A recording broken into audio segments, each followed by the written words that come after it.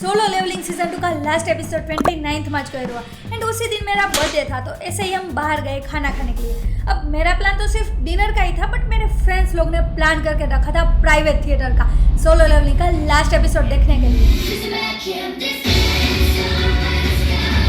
हालांकि वो रात थोड़ी बुरी थी हमारे लिए, बिकॉज जब घर आ रहे थे तब हो गया एक्सीडेंट।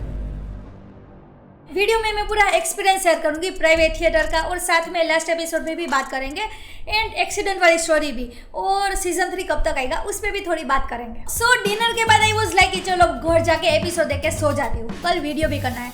बट मेरे फ्रेंड्स लोग कोई तो बहाना करके मुझे ले गए प्राइवेट थिएटर में, एंड ट्रस्ट मी, ऐसा फर्स्ट टाइम है कितना अच्छे से मेरा बर्थडे सेलिब्रेट हुआ। हालांकि इन लोगों ने खर्चा बहुत किया, बट वर्थ इट। तो लास्ट एपिसोड में जिनू कैमरा को बंद करवा के ब्यूंग को जगाता है, and ब्यूंग being a kind hearted person, वो विदाउट जिनू के ऑर्डर के चाइन को रिपेयर करने लगता है। देखो, वीडियो में थोड़ी डिटेल में बात नहीं करेंगे, बिकॉज कुछ चीज़ें ऐसी है जिसमें बात करनी है एंड कुछ चीज़ों में एक्सप्लेनेशन की नीड नहीं है। हाँ, कुछ न्यू कैरेक्टर्स भी इंट्रोड्यूस हुए हैं एंड साथ में हमें ये भी पता चलता है कि मॉन्स्टर्स एंड ह्यूमन साथ में काम कर रहे हैं किसी बड़े प्लान पे, एंड ये जो भी कर रहे हैं जिनू के पापा जी को पसंद नहीं आ रहा है। मतलब ये लोग का जो भी प्लान है या तो जो भी काम कर रहे हैं, इसका सीधा इशारा जाता है कि कोई तो बड़ी प्रॉब्लम है, जिसके बारे में जिनू के पिताजी बात कर रहे थे जो वेंग डोन्सू के साथ बैठे थे, कि कोई तो इतनी बड़ी प्रॉब्लम आने वाली है जिसके सारी दुनिया के हंटर्स साथ मिलकर भी नहीं रोक पाएंगे। वैसे भी वो लेवल अप तो कर ही रहा है, एंड अब तो उसे मिल गया है बेरू, पहला ऐसा शैडो जो ह्यूमन लैंग्वेज में बात करता है।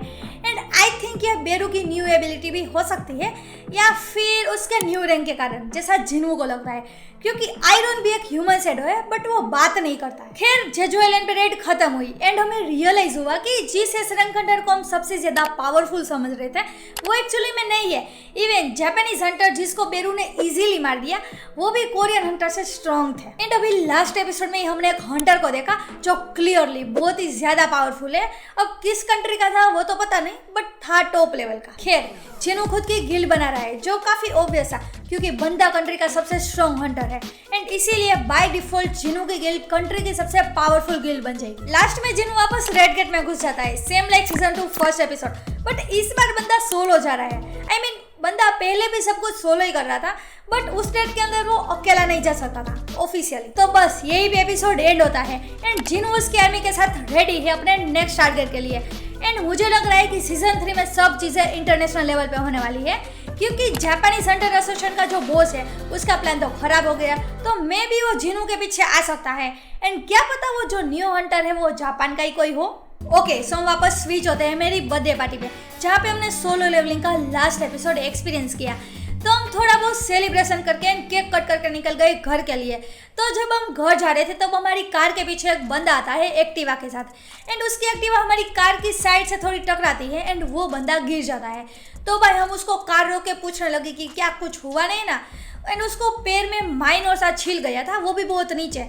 तो फिर हमने बोला कि चलो आपको हॉस्पिटल लेके चलते हैं। बाय द वे, वो बंदा हम पे ही केस करने की धमकी दे रहा था, जबकि वो खुद पीछे से घुसा था। एंड इन सब में साइड में पुलिस वाले सर की कार भी थी, तो उसने भी देखा कि एक्चुअली में क्या हुआ था। तो पुलिस ने भी उस बंदे को बोला कि भाई इसकी कोई गलती नहीं है, इवन उसकी कार को भी डैमेज हुआ है। मतलब समझ रहे हो ना, पुलिस को भी पता था कि ये लोग तो सीधा ही जा रहे थे। स्टिल वो बंदा बोलता है कि मुझे हॉस्पिटल लेके चलो एंड हॉस्पिटल के बिल्स पे करो। तो हमने सोचा कि चलो लेके चलते हैं, वैसे भी थोड़ा सा तो लगा है एंड हॉस्पिटल ले जाने में क्या ही बुरा हो सकता है। तो हम उसको ले गए हॉस्पिटल, एंड उसके बाद वो बंदा मांग रहा है पैसे एक्टिवा रिपेयर करने के। बाय द वे, उसके पास इंश्योरेंस भी था, स्टिल वो क्लेम नहीं करना चाहता था। तो हम सोच ही रहे थे कि क्या करें, उतने में तो उसने 9-10 लोगों को बुला लिया, एंड हम थे 4-5 लोग, एंड हमने ऐसी सिचुएशन में कभी पड़े नहीं थे, तो हमको निकलना था जैसे भी।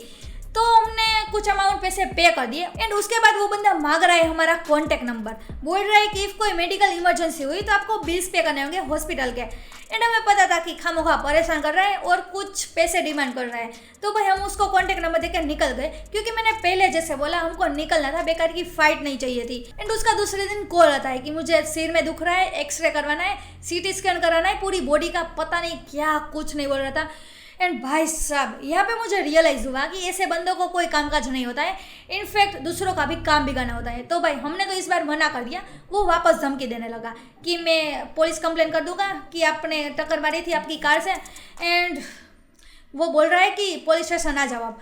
एंड मैं बोल रही हूँ यहाँ पे हमारी बहुत बड़ी गलती थी कि हमने पेरेंट्स को ना बताने के डर से पैसे भी पे कर दिए एंड फिर हमने 2-3 फ्रेंड्स को बताया कि ये हुआ एंड लकीली उसमें से एक फ्रेंड के 2-3 कनेक्शन अच्छे निकल गए एंड उसने उस कनेक्शन का यूज़ करके प्रॉब्लम सोल्व कर दी। इन सब चीज़ों से पता चला कि भाई आपको कोई भी गलत सिस्टम का यूज़ करके आपको फंसा सकता है एंड आपके कोई सीरियस कनेक्शन नहीं है तो आप बच भी नहीं सकते। खैर चलो, इस टाइम पीरियड में इंटरनेट पे भी काफ़ी कुछ चल रहा था, वो जिबली वाला ट्रेंड भी, एंड इस पे भी वीडियो बनानी है बट अब देखते हैं क्योंकि ऑलरेडी लेट हो गया है। बाकी हाँ, सोलो लेवलिंग का सीजन 3 2027 या 28 में आएगा, ये लीक्स है, कोई ऑफिशियल कंफर्मेशन नहीं है क्योंकि जो सोलो लेवलिंग के डायरेक्टर है वो दूसरे प्रोजेक्ट्स में बिजी है, इसीलिए इन लोगों को सीजन जल्दी लाना है, तो फिर दूसरे डायरेक्टर को ला सकते हैं सीजन 3 के लिए। ऑल्सो अप्रैल में भी काफी सारे एनिमे एयर होने वाले हैं, तो तुम सब्सक्राइब कर दो, 500 कंप्लीट कर रहे हैं। अरिगातो, बाय।